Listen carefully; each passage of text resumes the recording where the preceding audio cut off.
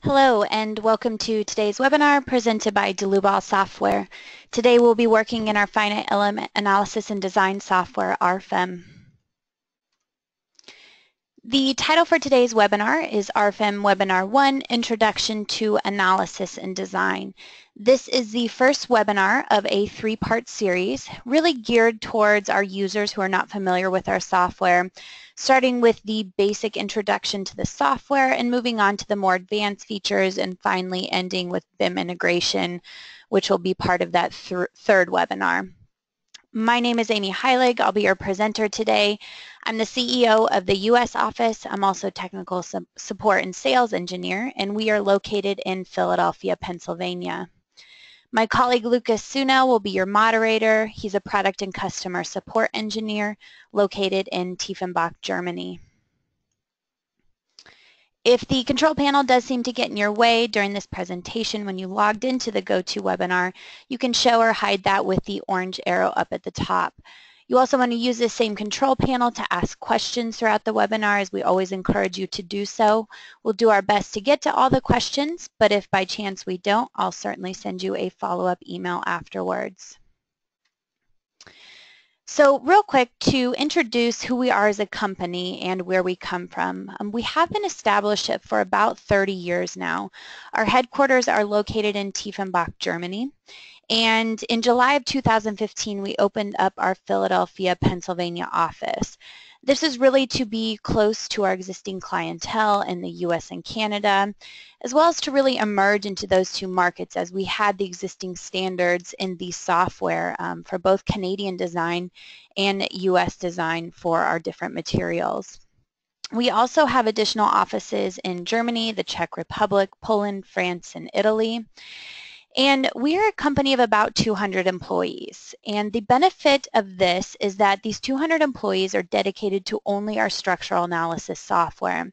This is in contrast to a lot of other corporations and bigger companies that maybe have more people, but they have a lot of other products. So in turn, I think a lot of the structural analysis and design software takes a back seat in terms of development and addressing issues.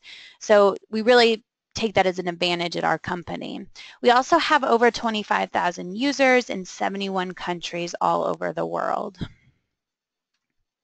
As far as the content for today's webinar, today I just want to give you a basic overview of RFEM and the add-on modules for those of you who are not familiar with the software at all. Then we'll take a look at a multi-material structure in RFEM, and here's where we'll be doing all of our modeling, our loading, taking a look at load combinations, and running a full analysis of this structure. Then we'll move into our add-on modules, and in particular, RF-STEEL AISC, where we'll be doing a steel member design per the AISC 360 standard. And in a similar manner, we will launch the RF Concrete add-on module, where we'll do concrete member design per the ACI 318.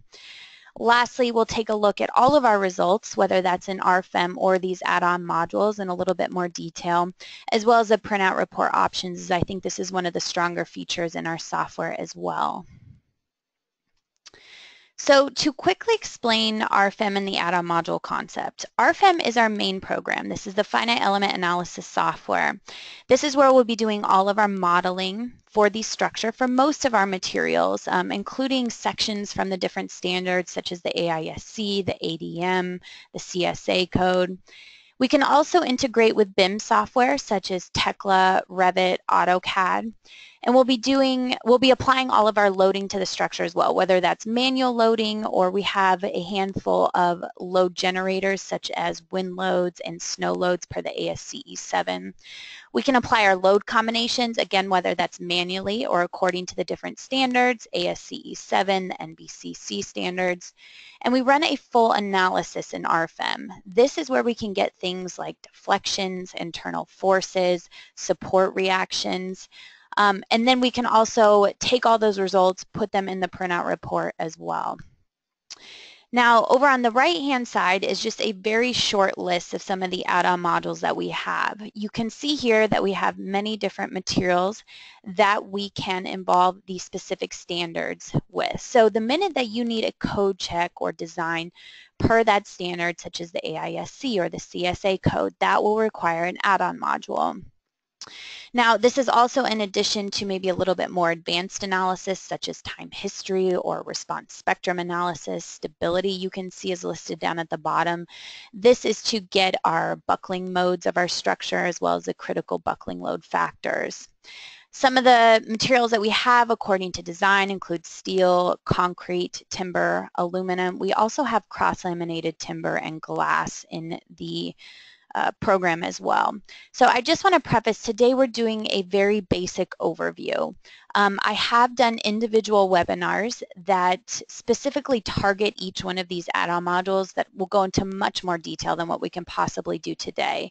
So I always want to encourage everyone to go to our YouTube channel. You can just Google YouTube Dlubal and then search by keywords such as these to view those previously recorded webinars. And you'll hear me reference those throughout this webinar today as well.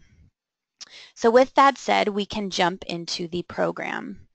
So when I launch RFEM, the first thing that's going to pop up here is my general data dialog box. And what we need to do is to first give it a name. We'll just give this one name of Webinar 10.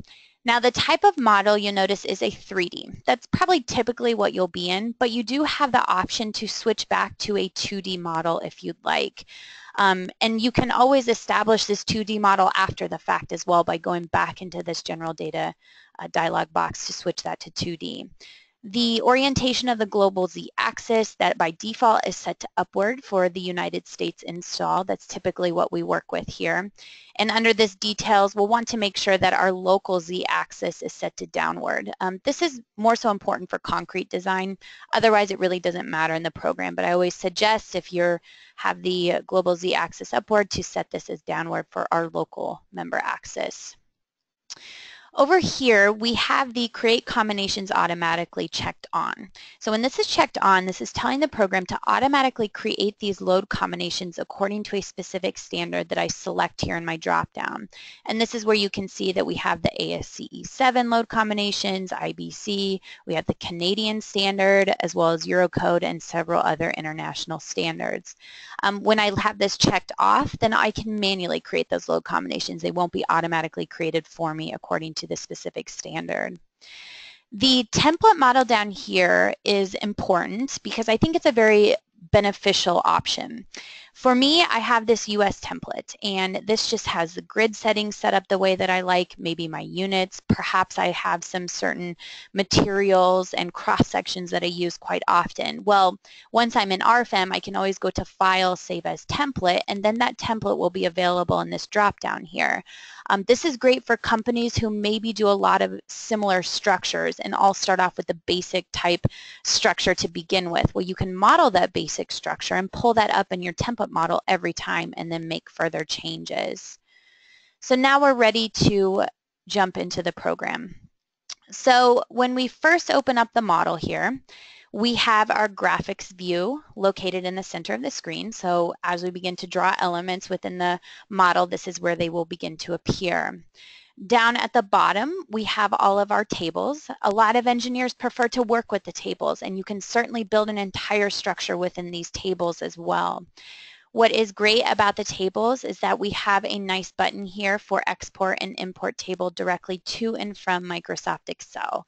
So you can copy and paste, but realistically this is a little bit more user-friendly. For example, we can export this table for our nodes to get the basic layout with all of the correct columns. We can input our data in Microsoft Excel, maybe sort some different ways, and then we can import directly from Excel according to the active workbook and worksheet that maybe we're in the background. A few other options that we have for modeling are, of course, all of our little tools up here, which we'll be using quite often today. We have our drop-down box up here. For example, we have all of the add-on modules listed according to the different categories, such as steel, concrete, dynamics. We also have the Project Navigator, and the Project Navigator is just another option to input your data. We will also view our results in the Project Navigator. So this first tab down here called Data, this would be all of our input data, and here is our long list of add-on modules here. So you can understand that we serve our customers the add-on module concept because we really want to create a software that's cater to you and your needs, rather than, hey, we need to charge you a very expensive software and you get all of these add-on modules regardless if you're going to use them or not. For example, you can see all of the different international steel codes that we have here that probably most of the time users aren't going to be utilizing this. So, as I mentioned, a very long add-on module list. The display tab really controls everything that we're viewing graphically here, including our results after we run an analysis, as well as the input data. Our views tab, it looks pretty empty right now, but as we begin to generate our structure, this will allow you as a user to create maybe user-defined views, to view certain materials and sections quickly, rather than having to highlight and select them graphically. Down at the bottom is some features that may look familiar. This is maybe something that you'd find in AutoCAD, such as object snap settings. If I right-click on this to open up my object snap settings, you'll see here the different checkboxes that we have for snapping to lines, to members, to surfaces. You'll see several are turned on by default, such as perpendicular, tangent. We can create different partition points along those lines. So very useful in terms of the AutoCAD-like capabilities within the software. And this is for the reason sometimes I tell users you're almost better off just starting modeling in our program rather than importing in a DXF file, because it's easier that way, because of all these different tools that we have. But with that said, you can import DXF files too. For example, under the background layers tab is where we can import in this DXF. And what's nice about the different background layers is I can put multiple layers in here. So maybe I have a different layout for every level of a multi-level story building. Well, I can go ahead and import in that DXF file at multiple elevations. The line grids option. If I create a new line grid here, you'll notice in the background that we have our typical 2D layout of our project grid. Well, this allows us to do a 3D project grid. Down here at the bottom, you'll notice some different options that we have. For example, Cartesian, which is maybe more of a square, rectangular, 3D drawing grid. But we also have spherical, cylindrical, and incline. So this really plays an important factor, again, for these not so simple geometries that you may have, but you have different snap points in a 3D type environment that you'd like to utilize. Well, that's where these line grids may come in handy. Under the grid snap settings, well, this is my current grid that I'm viewing here. Default when you do launch a program is this rectangular grid, but we can change this to polar if we'd like, if we're working with a circular type structure. And right now for Cartesian, I have 50 feet on either side of my origin, but I can also check this checkbox so that the project grid will actually grow with the structure, so it'll move dynamically according to the size of the model. Or if I shrink my structure down, that project grid will shrink down too, so I'm not always having to go back in here and change my settings to something bigger or smaller. For now, we'll just leave everything the way that it is, and we can begin with our first column. So the first thing I'll do is to go up to a new single member. Now, the member type is available in this drop-down here. The member type beam is anything that's just a typical beam or column type element. You'll also notice that we have many other options in here. A rib is something we'll utilize a little bit later on, but we also have tension only, compression only, buckling is something that we'll also utilize in this model today. And then because of our nonlinear capabilities, we can do things like cables or cables on pulleys. We can get into spring elements. So quite a few other options than just your typical application of a beam or a column. But with that said, we will choose the member type beam and we'll create a new cross-section. So launching our cross-section library, you'll notice that we have our rolled sections where you'll find all of the sections from the CSA code, the AISC code, maybe aluminum sections from the ADM. These are all available in our cross-section library. But we also have these parametric thin-walled sections. We have massive sections for concrete. So you'll notice maybe in some other software you're really left with only a rectangular or circular type application for cross-section. But here we can utilize things like I sections, T sections, same with timber sections here. And we can even get into built-up type members. So we're not limited to just those sections directly from the codes, but we can really utilize a wide array of cross-sections here. For example, if I have an odd thin-walled cross-section here, all I need to do is to define my geometry, and then the program will automatically calculate the section properties for me.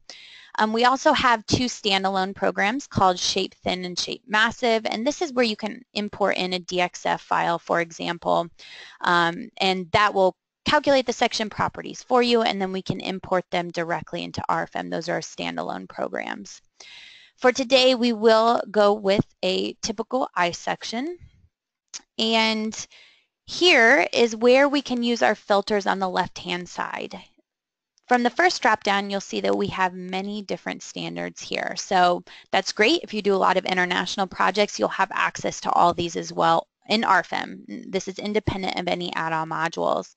Today, we'll be working with the AISC, and we want to first choose our W shape. Now, we have this long list of W shapes, which just comes directly from the AISC 2014. But perhaps you use a lot of the same sections and you don't really want to scroll through this long list every time to choose your specific W shape. Well, this is where we can utilize our favorites group. And with a favorites group, and I choose my edit button here, I can simply check on or check off maybe a set of sections that I use quite often.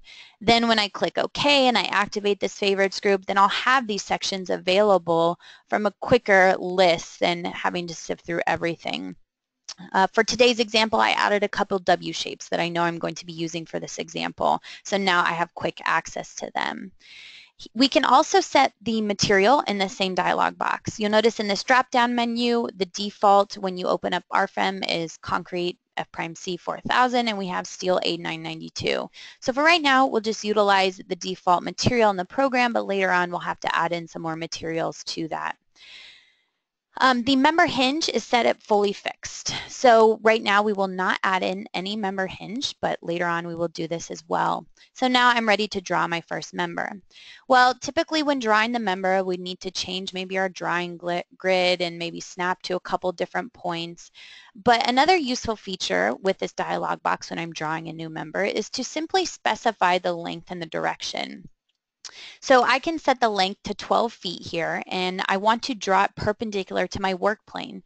So my work plane is set in the global y-x axis. All I need to do is just to click on a couple points here to draw in my first columns. And now you'll notice that the orientation is in the correct direction and my length is set correctly too with that useful feature. The next thing to do is to draw a beam member connecting our two columns. So again, I'm just going to go to my Draw New Beam. I'm going to create a new cross-section. And once again, choosing a rolled cross-section under my favorites list, I'm going to choose a W12 by 40. And I just noticed I used a W12 by 40 here. That's okay. I wanted to actually use, which I can click on this Edit Cross-Section. And we can edit it here to quickly change that 12 by 40 to a 10 by 33. That's my column member. So now you'll notice that my columns are 10 by 33 that I've already modeled in here. And then my new member will be a W12 by 40. I want full fixity, so still no member end releases. And now I can snap to the top of those columns. And you'll see those green snap points pop up. That's just related to those snap features that I showed you when we first opened up the program.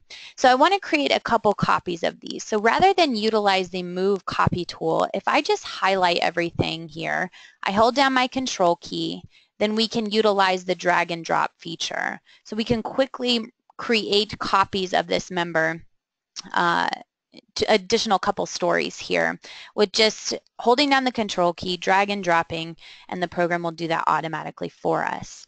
Now the next thing I'd like to do is to select all of these members, and I want to right click under the member option. I will create nodes on lines and intermediate nodes. So here I'm going to add 2 intermediate nodes, and you'll see that this member is still a single continuous member, and these nodes, if I double click, are of the type online. You can see here we have either standard or online, so the program knows to integrate that directly into that member. So now that we've added those nodes, I'm going to select everything above my bottom two nodes, and I'm going to utilize the Move and Copy tool here. I'm going to create two copies in the global Y direction of 16 feet. And we have a special feature down at the bottom of this dialog box called Edit Expanded Settings. So when I open up this additional dialog box, we can actually create lines in between our copy nodes. And even more so, we can assign a member cross-section to those lines. Every cross-section or every member is composed of a line underneath it. So because we're creating members between these copy nodes, maybe I want to choose a cross-section from my Edit Member dialog box here. Well, I've already defined the W12 by 40 previously, so now that's available in my drop-down box here. I can click OK through all these dialog boxes, and now you'll notice that the program automatically created these beam elements between my copy nodes, so I don't have to sit there and to draw in all of those additional beams, but rather to utilize that function. So now I'm going to select this rear portion of my steel frame, and holding down my control key again, I'm going to make an additional copy right adjacent to it. And you'll notice that when I made that copy, I technically created a column on top of this column, but the program's smart enough to merge those together so we don't have any issues with duplicate members being on top of each other. So again, a nice feature of the drag and drop. So essentially, we have the basic structure for our steel structure here. Now, the next thing that maybe we'd like to do is to put this into elevation view, and I'm going to hold down my control key to select all of my intermediate beams here. And you'll notice that they are highlighted with red, and what I can do is to right-click under Member and choose Edit. Now, under the Member Hinge, this is where I'm going to create a new member hinge. Up pops our member hinge dialog box. We have a nice picture here showing us exactly what our local axes are. So there never is any question, okay, well, I'm not quite sure which axis I'm releasing in terms of translation or rotation, because this picture shows it's exactly how we're applying that. So we have the usual release or fixed application for translation or rotation over here on the left. But we can also apply partial fixity, which is very common for a lot of connections. Maybe we don't have a fully fixed or fully released connection, so we can apply that spring stiffness here for partial fixity. And then again, because of the nonlinear capabilities within the program, if we want to apply a nonlinearity to this particular end release, we can. Things like slotted connections, for example. We can include partial activity, which if I go into this dialog box, this details dialog box, we can create some type of relationship manually here between the rotation and my moment. So again, very technical if we want to get in terms of the more advanced features of modeling here, or we just leave this as none and we can apply a simple moment release to the ends of our members. So now for any member that I model in the future, I'll have this simple moment release to apply from my drop-down box here. You can see that the program applies a little pinned symbol here at the ends of my members, telling me that I do have a moment release at that location. So the next thing to do is to maybe add in a little bit of lateral bracing here. For this, I can once again create a new member. I'm going to go to my cross-section database. I'm going to choose an angle. And here, if I deactivate my favorites group, we have all of the AISC sections, whether that's the same measurement for both of the legs here, or we have different lengths for our legs. Activating my favorites group, I've already added this L5x5 that I'd like to utilize within this application. So now Steel A992 is not applicable, so I can quickly create a new material. Now, this material database looks something similar to our cross-section database. We have the filters over here on our left, and we have all of the materials from the AISC 360. But I can also activate my favorites group here, and you'll notice that I have just a handful of materials that I use quite often for my modeling. Steel A36 is what I'd like to select here. I click OK, click OK. Now the member type, I'm going to set this as buckling. So what does this mean? Well, this means that when this member exceeds the Euler buckling load, the member will actually be taken out of the analysis and the iterations will be reran. This is to make sure that if a member fails, our structure is still stable. So we'll set this to buckling. You'll notice that the member hinges is automatically grayed out. This is because we assume that you would like to have a full moment release for any type of tension only, buckling only, compression only member. We click OK, and now we can zoom in here and we can snap to our corner points where we'd like to add in this bracing. So once I have these two braces modeled, I can use my selection tool and utilize that drag and drop feature to add some additional bracing to the structure. And basically, looks like we have some mistakes here. No problem, I can delete that. And we will draw in an additional L member here. And all I did was just not snap to the correct place, but you can see how quickly it is just to select your member and to delete it and to recreate this, which we can just use the drag and drop feature once more, and that looks a little bit better. So now that we're done with our steel structure, what I'd like to do is to maybe create a adjacent concrete structure, and we'll connect those two structures once we're done with our concrete application. Utilizing this tool here to set the origin of the grid or work plane. All I need to do is to select this tool, and then I can click on the corner of my structure at the first level, and you'll notice that my drawing grid has now been placed up to my first level. So it's nice that we don't have to go into a separate dialog box to rearrange the origin of the drawing grid, but we can do so just at the click of a button. I'll once again turn this into elevation view. And what I'd like to do now is to add some nodes to my structure. What I could do is to utilize this feature, add a new node, and draw it graphically. Or we can use our tables down here. So to utilize the tables, you'll notice that I'm under table 1.1 nodes. I'm just going to scroll down to a place where I have some open space. I'm going to create my first node, and all I need to do is to specify the specific coordinates that I'd like to apply this node. So we'll start with -23 in the X, -25 in the Y, and Z will be 12. And then simply using my down arrow, I'll create my second node at 39, -3, 12, and lastly, my third option will be at 15, -45, and 12. So just another way that I can create these nodes, as you can see them up here in my graphics view, quickly rather than utilizing the drawing feature up here. So you're probably wondering why I'm creating these odd looking nodes kind of generated out here in space. Well, the next thing I'd like to do is to create my surface element. And the surface element is going to be my elevated concrete slab at this first level. So utilizing this drop-down box up here in my toolbar, you'll see all of the different surface applications that we have. And what's nice is that it's not just a typical rectangular section, but things like parallelograms, circles, semicircles, ellipses, polygons. Basically, any shape that you can think of is probably applicable here within the software, because we really want to cater to outside the simple box when we get into things like odd geometries. But for our case today, we will stick with the typical rectangular shape. And for a surface element, the first thing that it asks me is what material and thickness do you want to use? Well, 4000 psi is default within the program, but by using my edit material button here and to opening up my database, I'd rather choose F'C 5000. I click OK. So now you'll notice that my material has been updated. My thickness, I would like to use 10 inches here. And the stiffness is set to standard.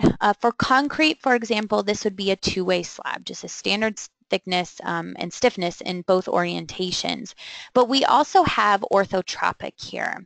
And when I click on the details button of orthotropic, well, this gives me a lot more options within my concrete surface element. For example, effective thickness.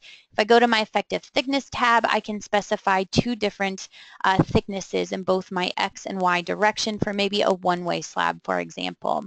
Then I can even view my stiffness matrix for that particular surface to really see exactly what's going on in terms of the stiffness for each element. We also have a few other options here, such as hollow core slab. We can simply define some of the geometric properties here, and the program will automatically determine that stiffness matrix for us. Grillage would be something like a waffle slab for a foundation maybe, and we have box floor girders here as well. For today, we will just cancel out of this and choose the standard stiffness for a two-way slab. I click OK. So the reason I was utilizing these nodes is because I only need 2 snap points here to create my surface element. Now, I currently have 2 separate elements here. Maybe I'd like one continuous surface for my elevated slab. Well, no problem. If I click on the surface, click Delete, then I'm left with all of the external lines. I can delete this middle line. So now I can go to create my surface, but this time I'm going to select my surface using boundary lines. Again, this same dialog box is brought up, but remembers my settings from last time. I click OK, and all I do is click on those external lines to create my one continuous surface here. Now putting this back into elevation view, we probably would like to add some columns here to support our surface. So what I'm going to do is I'm going to add some nodes, and first I'm going to change this into wireframe. It's a little bit easier to see. So all I'm doing is just clicking graphically now, rather than we added them to the table previously, of where I would like to apply some column elements. And I'm just adding them about 3 feet away from the edges here. And you'll notice that over on the right-hand side, I'm going to skip the application to add a column over here, and you'll see in just a minute why. Now, these are just simple nodes, nothing too special here. So how do we quickly create some columns from these nodes? Well, I'm going to use my selection box, hold down my control key to add or to highlight all of these nodes, and then I'm going to utilize my Move Copy tool again. This time I'm going to create one copy in the global Z direction of -12. And I also want to utilize this create members between my copy nodes, but I'd like to create a new cross-section. So here's where I go back into my cross-section library, and I'm going to utilize a parametric massive section. So here is where we specify our basic geometry of 15 inches by 15 inches. I can click my info button to get all of my section properties here that the program automatically calculates. Concrete F prime C 5000 is good. I'd like full fixity here. I click OK, and I click OK through all these dialog boxes. Now turning this back into the rendered version, you'll see that my columns were automatically created using that Move and Copy tool. So the next thing I'd like to do is to maybe create a second floor. Well, I can hold down my control key, use my drag and drop feature once again, and now I have my second floor here. The reason that I skipped the column over on this side is because maybe I'd like to create a rib type beam underneath my slab here. Well, the first thing I'm going to do is to draw a line element. Now, a line element is not a member. We can create a member from a line element, but it's just a simple line. So here I'm going to snap from the top of my column and also on my first level here. Now, what do I want to do with these lines? Well, if I hold down the control key and select both of them, I can right-click to edit the line. And like I mentioned, this is just another way to create a member, but every line or every member is created from a line. So we have a member tab here where I can select the option available, and I will create a new member type, but this time it will be type rib. Now I need to go into my detail settings here, and the first thing that the program's asking me for is where is the alignment of this rib member in comparison to the surface element? Well, I'd like to move it onto the local positive Z side of the surface, which you can see my little picture updates here. And we can actually take into account for both the analysis and design portion of this rib some effective widths. We can either do this automatically with L/6 or L/8, or we can manually enter them in. So for side 1, I'd like to choose L/8, which will be this side over here. For side 2, I'm going to choose manually 3 feet, and that's because I'm at the edge of my slab element here. I click OK. No member hinges will be applied here. And what I do want to do is to create a new cross-section quickly with my parametric massive shapes, and this time it will be a 15 by 22 inch deep member. Click OK, and now you can see that that beam member was dropped down below the surface, but it will be taken into account with the effective width of the surface itself. Now all the program's doing is dropping little rigid links along the length of the member at every finite element for the surface. Okay, so one other thing we need to do before loading our structure is we need to quickly apply some nodal support. So I have a quick button here to apply a new nodal support, but I can also utilize my project navigator here. You'll notice here's my cross sections within the program. Here's my surfaces, here's my material. So all of your input data is available here as well. So under the option Nodal Supports, I'm going to right-click and choose New Nodal Support. Again, this should look similar to the member end releases that we utilized before. We can either set this as fully free or fully fixed in terms of translation and rotation. We can also do partial fixity. And then the nonlinearity of the capabilities of the program will allow us to take into account things like partial activity. Maybe we have a sliding or we have friction that we'd like to take into account. All of that can be done. For us, we will just choose a fully rigid connection, and then I can choose the bottom of my structure and the nodes graphically, click OK. I'll turn off my grid settings down here at the bottom, and now I have my structure with the nodal supports applied. One other thing we'd like to do is to quickly connect our two structures here. We have the member type, we'll choose beam here, and selecting a W12 by 40. The member start, I would like it to be fully fixed, but the member end, I want to apply that moment release. I click OK, and then you'll notice that I have those snap points, and automatically the program recognizes what is perpendicular to the surface here. So I don't even necessarily have to create a new node, but I can utilize those snap points. Okay, so the next thing that we'd like to do now that we've automatically created the generation of our structure is to apply some loads. So up here under new load case, we can create our first load case and give it a description of dead load.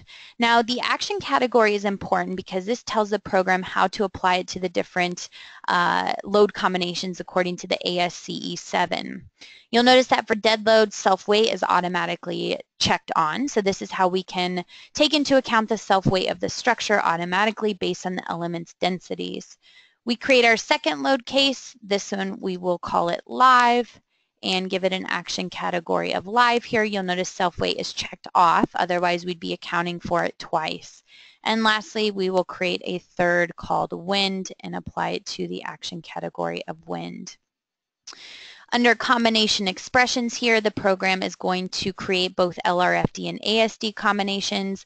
I can click this little info button if I'm curious to see exactly what combinations are applicable from section 2.3 of the ASCE 7. Under load combinations, this is where my load combinations will actually be generated for both LRFD and ASD.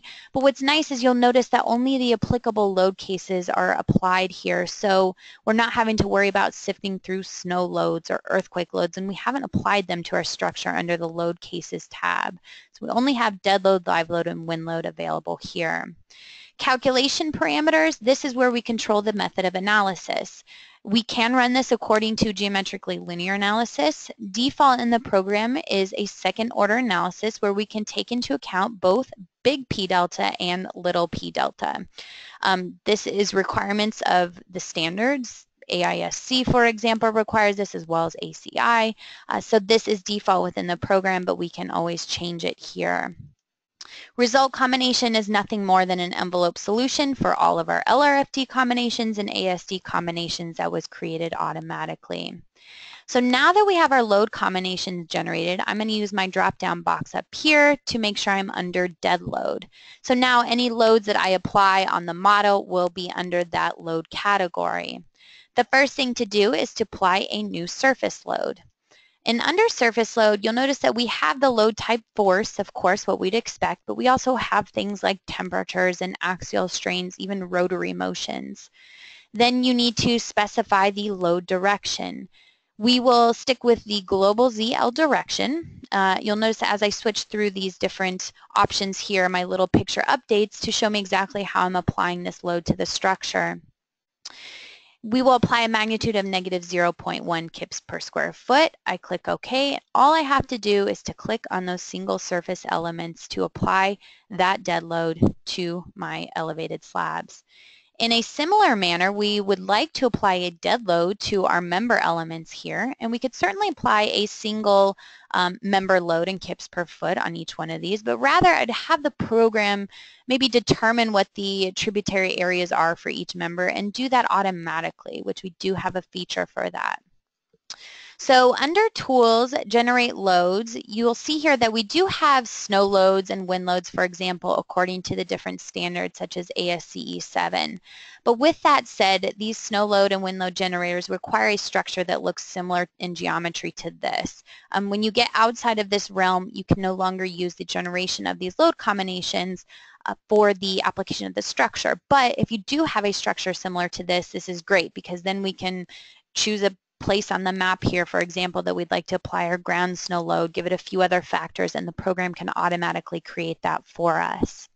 For today, as I mentioned, we don't have a structure. We have a little bit more odd geometry. So under Tools, Generate Loads, we'll choose this option from Area Loads via a member. Now, similar to what we saw with the surface load, we needed to give it the area load direction, and the global ZL direction is what we'll choose. And the magnitude will be negative 0.1 kips per square foot. What I'd like to do now is to choose my corner nodes. So what I'm going to do is I'm just going to choose my corner nodes where I'd like to apply this area load. And there's a couple nice features about this. Number one is that it doesn't have to be a typical rectangular application, but you'll notice that I'm actually choosing a polyline application for an odd geometry, for example.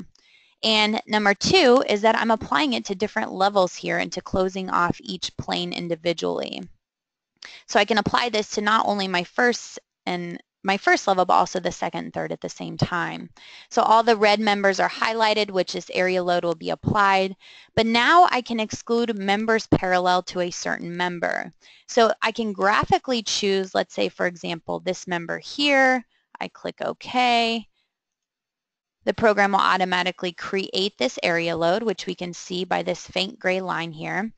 And maybe I'm interested to see how this load was applied to each member. Well, I can right-click, display separately, to see that I'm only applying it to these members in the global Y direction, and I can view the magnitude by zooming in here as well.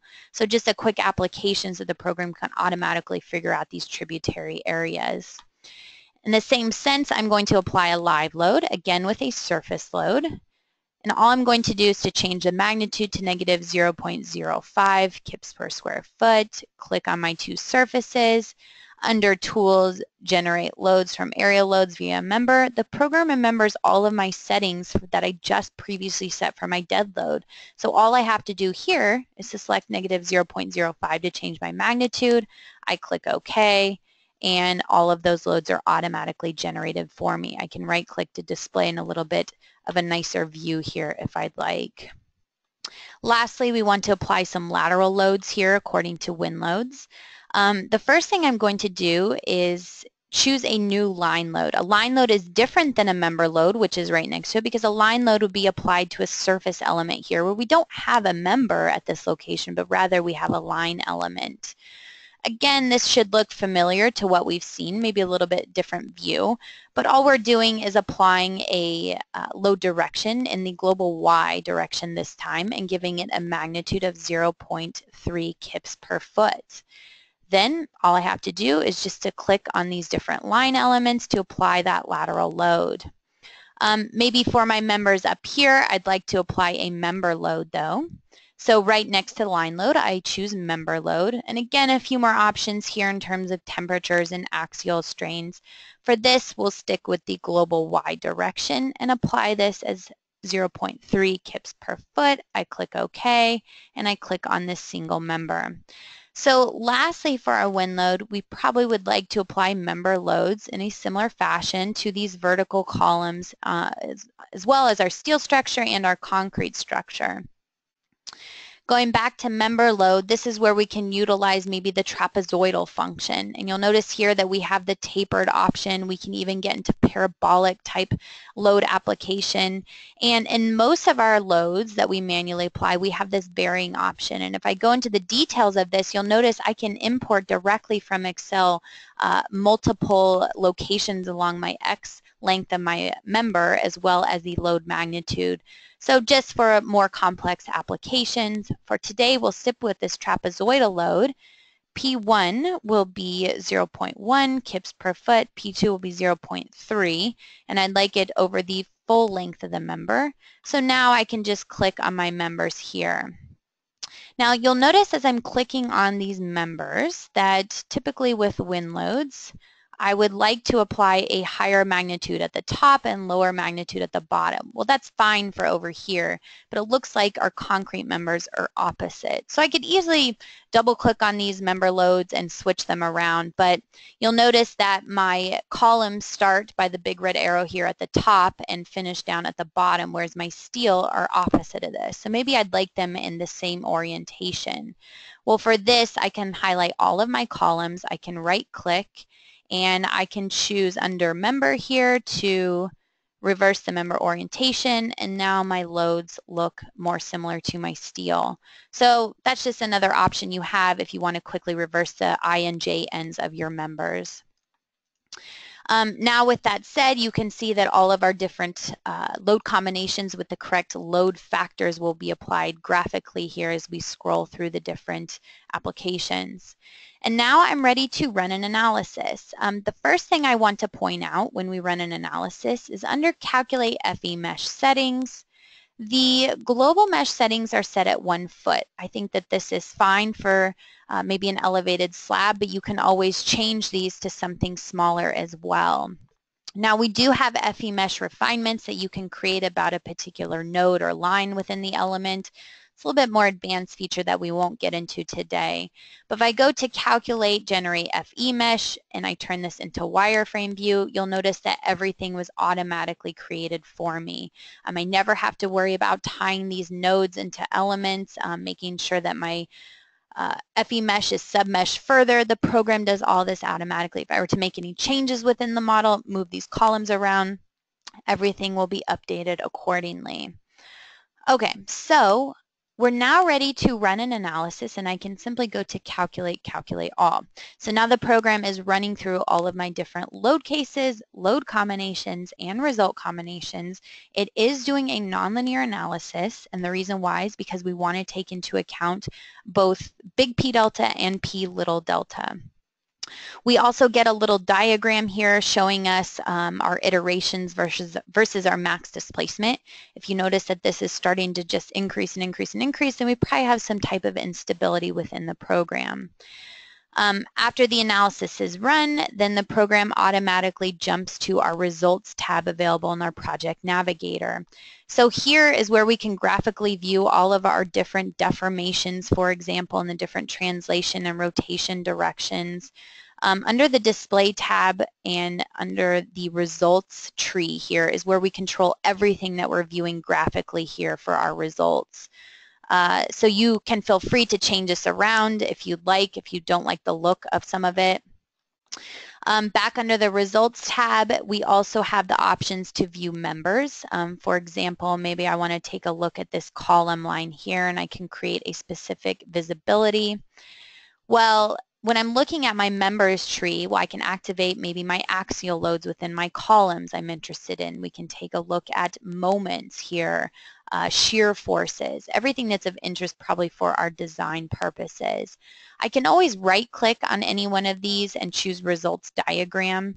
And when I choose Results Diagram, I can turn on those same diagrams, but this will just give me a little bit more of a useful look at the magnitudes along the length of my members for my internal forces. We can also scroll between the different load combinations here, and we can even change members with this drop-down box. And lastly, we have our surfaces available. If I cancel out this visibility mode and I zoom out, let me turn off my members. Well, for our internal forces here, these are important for concrete design purposes. We give these to you in terms of contours. We also have section cuts, but again, I won't get into the details of that. But we can view our surfaces here, such as MX, MY, MXY, that are important when we're looking at reinforcement design of the surface. So with that said, that really everything that we've done up until now has been in RFEM alone. So this is the analysis portion. And I want to make the clear distinction that I want to jump into one of the add-on modules. So back under the data tab, now I'm deciding, okay, now that I have all my internal forces, I'd really like to take a look at design per the AISC. So I'm going to launch my add-on module, STEEL AISC. And you'll notice the add-on module is nothing more than a simple dialog box within RFEM. So all of my materials, my cross-sections, my geometries, my member lengths are all brought into this add-on module, including our load combinations here. All I'm doing is specifying a little bit more information related to that specific standard to do my code check. So the first thing I do is I'm going to use my drop-down to select LRFD 2010. My ultimate limit state design, maybe I'd like to select all of my LRFD load combinations. Serviceability, I can select my ASD load combinations. My members, I select graphically for design, which I can do so here by selecting all of my vertical column members. And maybe I'm not so interested in these braces, so I'd like to exclude them from my analysis for now. And then I just simply work down my list here. Going down to materials, steel A992 was brought into the add-on module. Cross sections, same thing, my W10x33 is available. Intermediate lateral restraints, this is just if we have any top or bottom flange bracing along our member length, we could specify that here. Design parameters, effective lengths is going to be buckling about our strong or weak axis with our unbraced member lengths, which default to the full member length. We also have torsional buckling and lateral torsional buckling that we can take into account. Design parameters, just a few more variables that are in regards to the AISC 360, such as the C sub B factor. Again, most of the stuff you maybe just leave at default and what the program calculates for you. Lastly, serviceability data. We can check deflections according to a specific deflection ratio. Under my details tab is where I have my limiting deflection set at L/360 for simply supported members and the L/180 for cantilever members. I can adjust this equation or this ratio if necessary. And here, all I do is again select my members, and I'm going to select all of my columns graphically. And we'll have to exclude the braces because I did select them within my selection box, but I don't want to check the serviceability for them right now. And the full member length is default here for the reference length. I can add in a pre-camber if I'd like to. And then I'm ready to run my calculation. You'll see that this solves within a split second, and that's because the internal forces have already been solved for within RFEM. All it's doing is taking those internal forces into this add-on module and applying the code checks to those specific members. So our results are available here, designed by load case, designed by cross-section. We can even view the design by member. What's nice is that as I scroll through this table here in my add-on module, you'll notice that I'm synced up to the graphics view within RFEM. Even this big red arrow tells me exactly where my internal forces that are controlling for this specific code check are. One very powerful feature, which I always point out almost every webinar, because I think that this is a little bit more unique to our program, is that we don't just give you our controlling code check here with our big green smiley face because we are under 1.0, but we give you the code check that is applicable throughout the entire AISC for that specific member. So you'll see Chapter E, Chapter F, Chapter G, all of those checks will be given to you here. And even more so, we give you all of the variables that go into play for this, as well as the variable references directly to the code. So again, just very powerful in us trying to be as transparent to you as possible where your numbers are coming from.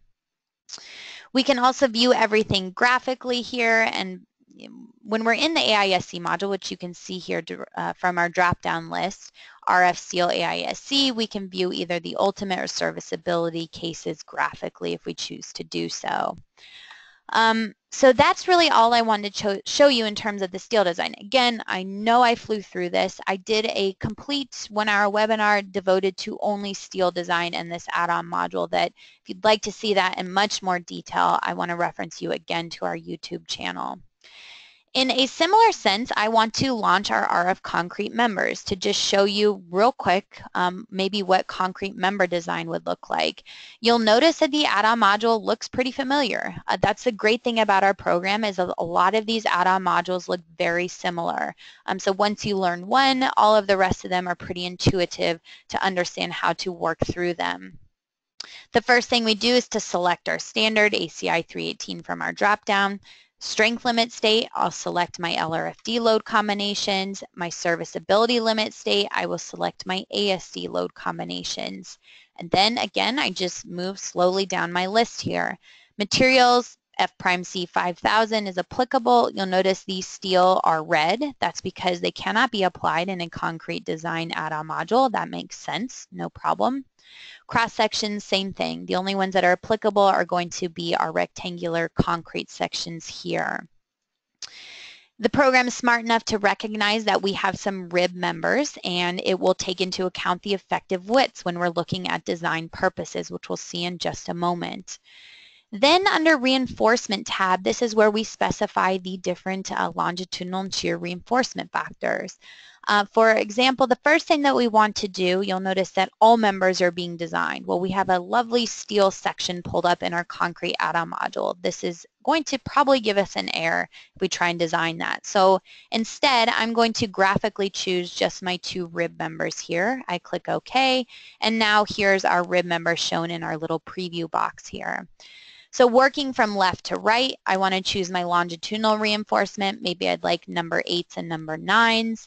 I can choose maybe 2 layers for my longitudinal reinforcement if that's needed.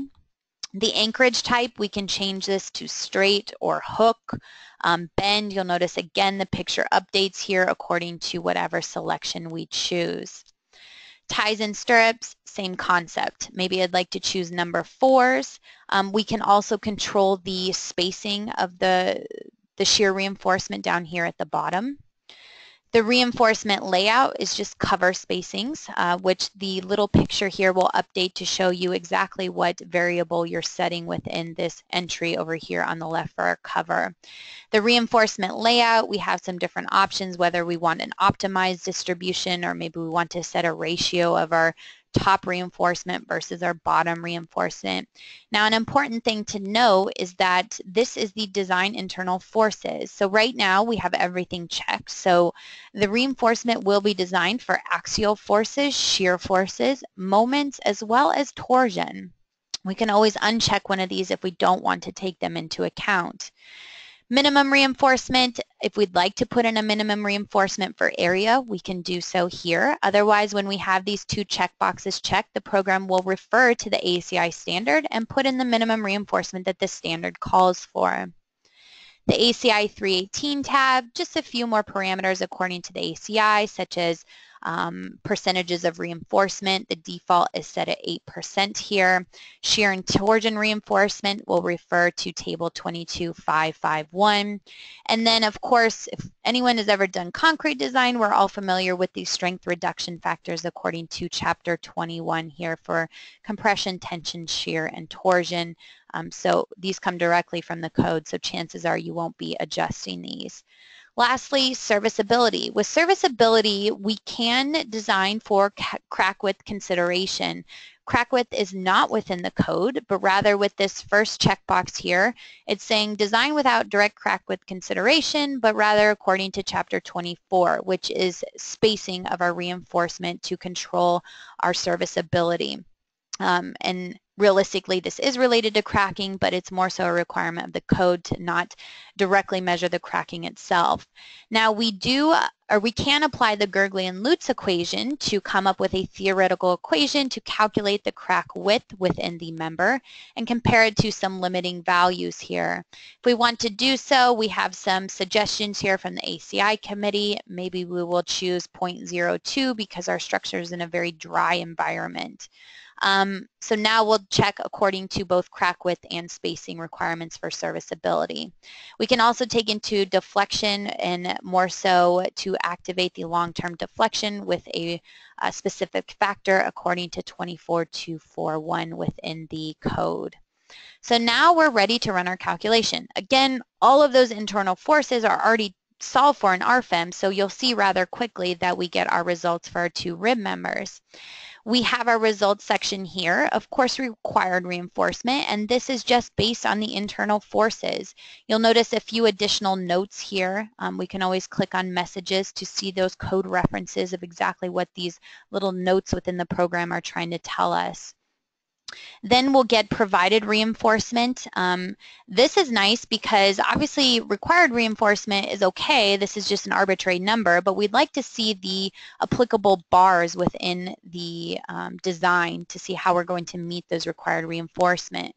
So we have both longitudinal reinforcement. We can see our shear reinforcement here.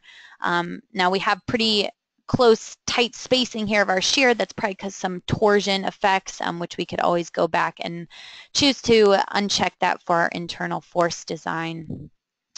Now, if I choose 3D rendering here, this will just give me a nicer view of my reinforcement throughout the member. Maybe I'm not happy with one of these. Well, I can always double click on one of these reinforcement settings and adjust my bars here, including the location of the spacings along the bar length. So very, very powerful when it comes to our reinforcement for concrete.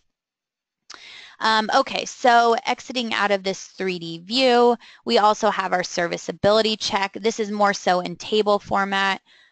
Looks like we're a little bit overstressed, or not overstressed, but our limiting crack or spacing for our torsional reinforcement is exceeding the capacity here.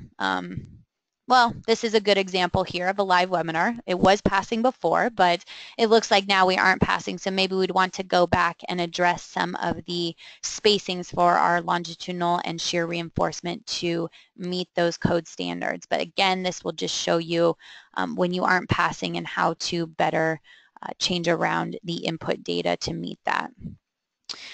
So for now, we'll forego this and jump into our graphics view, which I just lastly want to show you that, again, we're still within this RF concrete members here.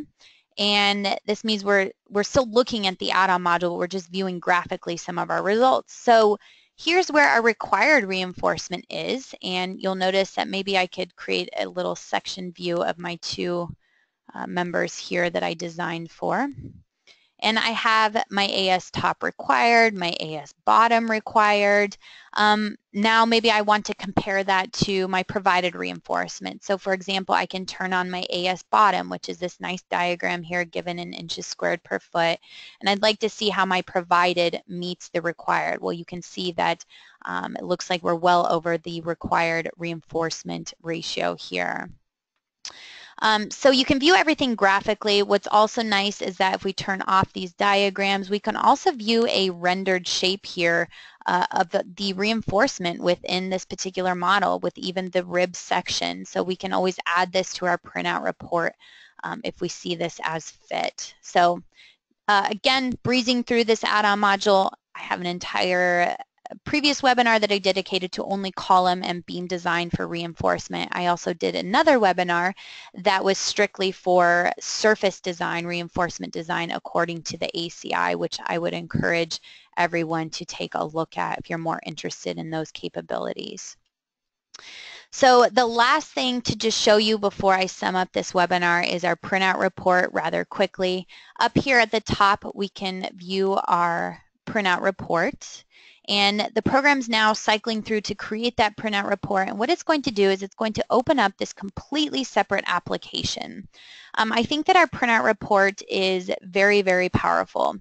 You'll notice that we have our table of contents, which looks very similar to our project navigator back in RFEM.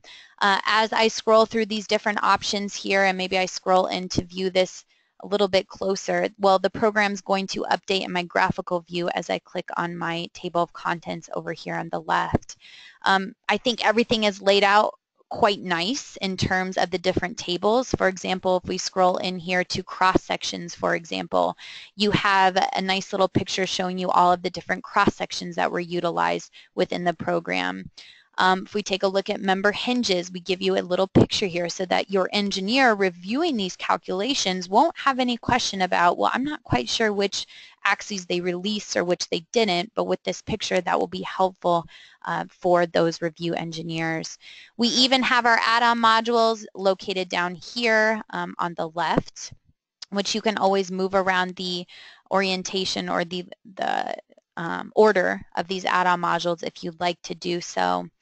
And for our concrete members, we also automatically create a nice picture here of our reinforcement, which is a nice touch as well to the RF concrete add-on module. So you can add on your company logo here. Very powerful, like I said, and I think it's laid out quite nicely. Under settings, printout report template, under edit selection, we can always control what we are and what we are not seeing within this add-on module. The last thing to show you is to maybe exit out of this, and of course we always want to add pictures to our add-on module. And just a nice feature to show you is maybe we select this column line and show our visibility by our selected objects here. I can zoom in, and I'm going to jump to one of my load combinations. Here I'm going to display my support reactions, and I'd like to print off this picture, but I'd like to do it for all of my load combinations. Well, we have a nice feature that if I go to this print graphics option up here, we have mass print. Now when I go to the details of my mass print, and you'll see we have 3 different tabs here, but right now the program's suspecting that I'd like to view what's already turned on here, my support reactions, because that's what I'm viewing graphically in RFEM now. Well, I can choose the option to print off all load cases and combinations at once. So what does this do? Well, when I click OK, what the program's going to do is it's going to take this exact view that I'm looking at here, and it's going to cycle through all of the different load cases, load combinations, and result combinations to show me my different support reactions in all of those scenarios.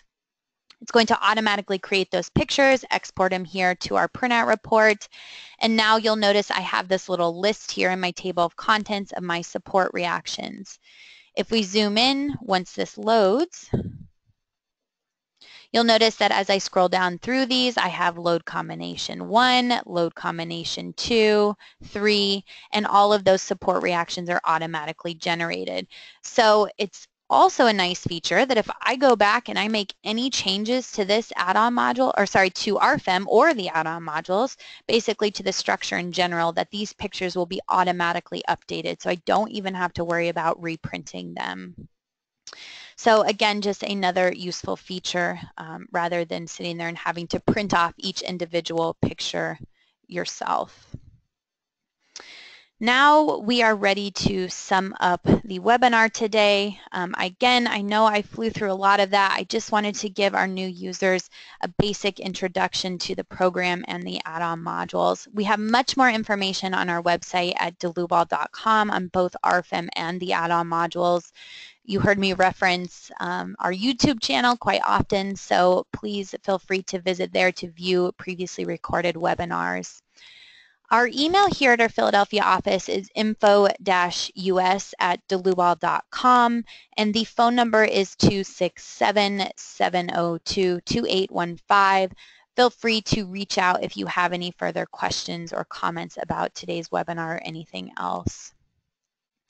We do have many more upcoming webinars. As I mentioned, this is just webinar 1 of a 3-part series. Webinar 2 will take place on May 18th. And we also have webinar 3, which is integration into BIM workflow. So just a little bit more advanced features within the program as we're slowly ramping up to more details within the program that we can dive into rather than just the basic introduction. You can register for both of these webinars at dlubal.com under support and learning and webinars. Of course, as most of you know, I try and send out a reminder email, a couple of them before these webinars come up as well. If you are wanting PDH credit for today, that's great. I will be happy to issue that. My request is that you please email me at info-us@dlubal.com. Again, that's info-us@dlubal.com. Please let me know who was in attendance for today's webinar, and I will issue that PDH certificate to you and send you an email back. With that said, that concludes webinar 1 for today. So I want to thank everyone for attending, and I do hope to see you at our second webinar. Thank you and have a great day.